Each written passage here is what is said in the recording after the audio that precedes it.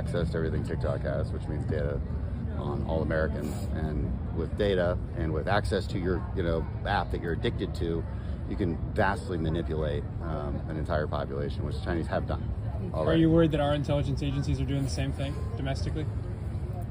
Am I worried that? I know that they're not. They're not manipulating Americans? They're not controlling the flow of information? Yeah. Did you have some evidence otherwise that you'd like to share? I mean, okay. Before any serious questions? So ByteDance were to say Congressman, you asked for an example of the U.S. intelligence agencies meddling in our information. What about before the 2020 election when 50 members came out and said the Hunter Biden laptop was Russian disinformation? Does that count? No, because they were retired. They were retired, but the FBI had the laptop for over a year. There's nothing even close to what TikTok.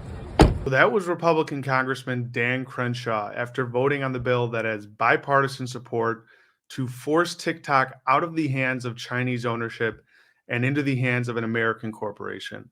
And while a majority of Republicans voted for the legislation, Republicans like former President Trump, Marjorie Taylor Greene, and Tucker Carlson have oddly changed their tune and now claim that this is some sort of deep state conspiracy to control the media.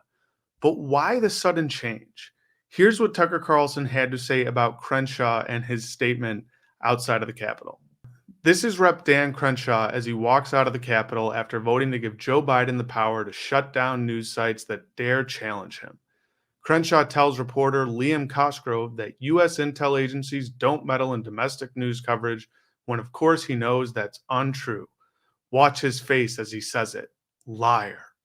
It's strange given that Tucker was literally one of the only people sounding the alarm on TikTok and the threat it poses to America just a year ago at Fox.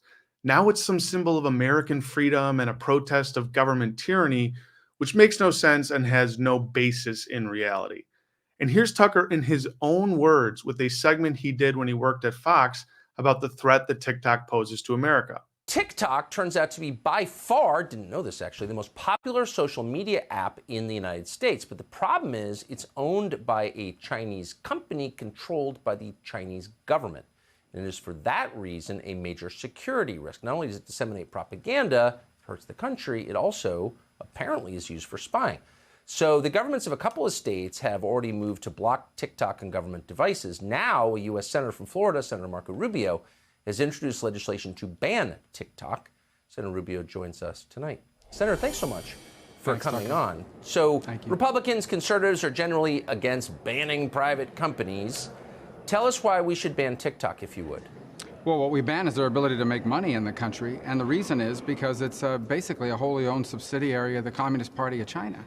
You know, one thing, it's not about the content, ultimately. I mean, we have free speech in this country. It's about how the data that's on it is being used. So that's number one. Some people would say to me, well, what do we care if the Chinese government has access to the data on the phone of a 16-year-old teenager somewhere in America? It's not about the 16-year-old teenager. It's about millions of 16-year-olds, 17-year-olds, 30-year-olds, people that are on there dumping all kinds of data that the government of China gets access to on location, your pictures, your text, your consumer behavior, what the algorithm is learning from you. And then the other thing is, and this is what's really stunning to me, the Chinese tried to interfere in our midterm elections. They were putting out videos discouraging people, and they were using the algorithms to do this, discouraging people from voting on a bipartisan basis or a nonpartisan basis. And that's why I tell people, if TikTok was a Russian company, there would be an FBI raid of their headquarters. At least they would be calling for it on the left. So I think everyone agrees they're a privacy danger to America, to our national security. We shouldn't have the Communist Party of China having access to a treasure trove of American data that they can use to try to influence and divide us at the same time as they collect valuable information now and for the future. Well, yeah, we banned RT. I'm hoping that you're going to get at least one Democrat on your side on this, are you? I think we will. Look, I think we have a lot of Democrat support for the concern about it. You know, Mark Warner is the chairman of the Intelligence Committee. Him and I sent a letter together asking the Justice Department and the intelligence agencies to speed up this review. But I don't think anything's going to come of it. I really don't. I don't think at the end of the day that anything's going to come of this security review or that anything they do will take care of this problem. I think we have to begin with a very basic principle. Companies under the control of the Chinese Communist Party should not have access, unfettered access, to the private data of millions and millions of Americans that they can then use against us for espionage, for foreign policy, for division. Thank you for saying that. And it's so crisply and nicely put. I hope you'll keep saying it. And here's another segment he did titled The China Threat, where he laid out yet again the danger that TikTok poses to America. And he actually makes a pretty good point. TikTok came out of nowhere to become one of the world's most popular social media platforms. But what is it exactly? Is it a psyop?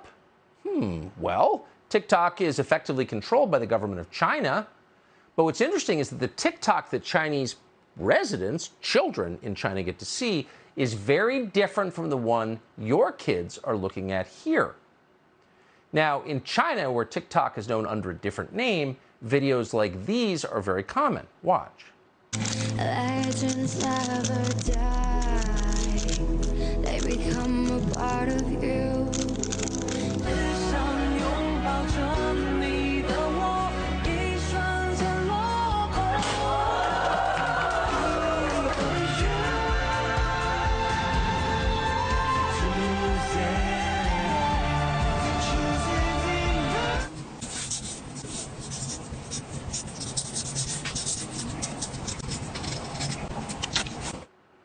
Interesting. The Rubik's Cube Olympics, showering the teacher with adoration, kids who can draw like draftsmen. Now, we saw all of those by registering an Apple device in China, just because we wanted to know, what are they watching on TikTok? You know what American kids, your kids, are watching on TikTok? Stuff like this.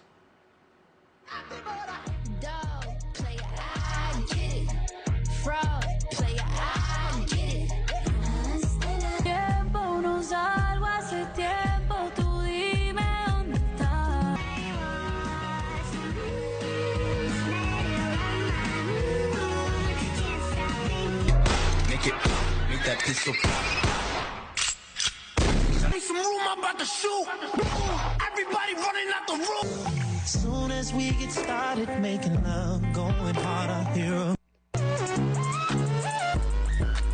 You're too slow.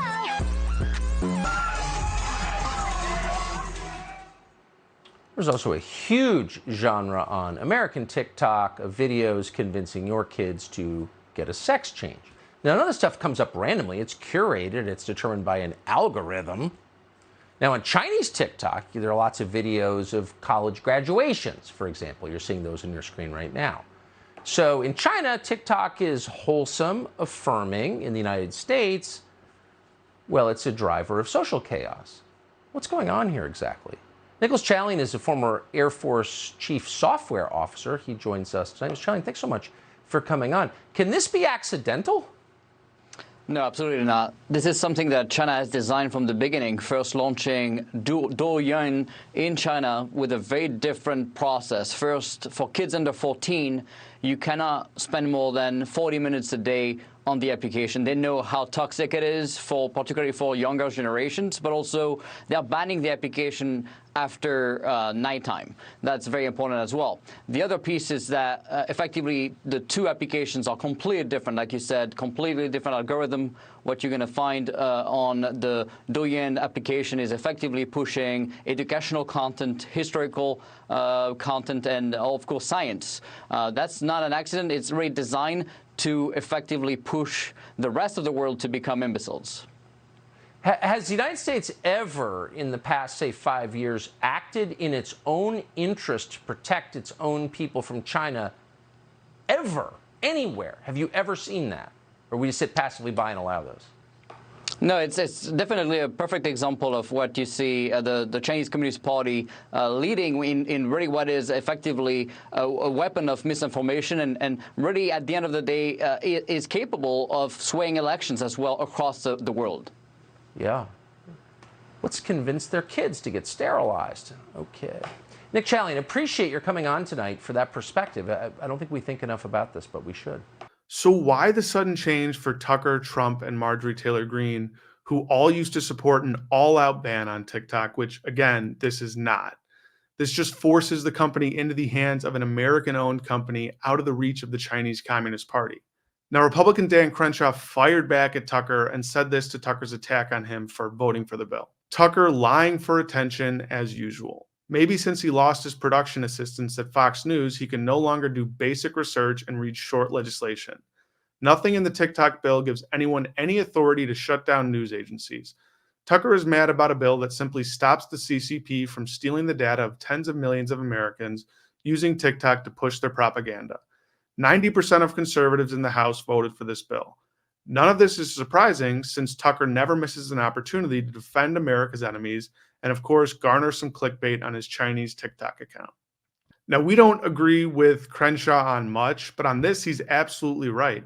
Tucker never misses a beat to side with our enemies, whether it be shilling for the Chinese Communist Party or doing propaganda for Russian dictator Vladimir Putin. There's something going on with Tucker Carlson that goes well beyond traditional contrarian journalism. What it is, we don't know.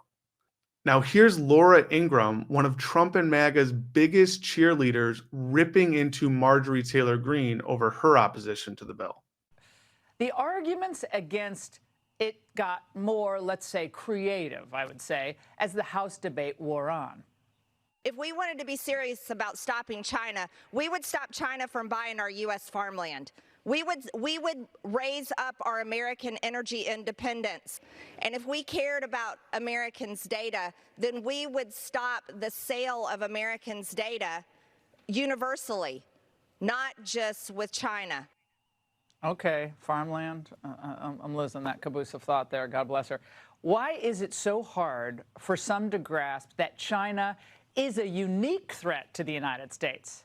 Now, if you recall, the former president was for an all-out ban on TikTok up until he spoke at an event for the Conservative Club for Growth just a couple weeks ago. That event was put on by billionaire megadonor Jeff Yass.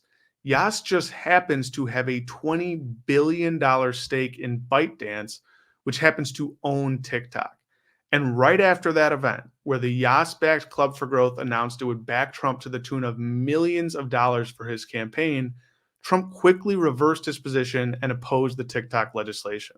It's pretty clear that, at least for Trump, this is about money and his willingness to sell out American national security for personal gain. After all, that's what the classified documents case is about too.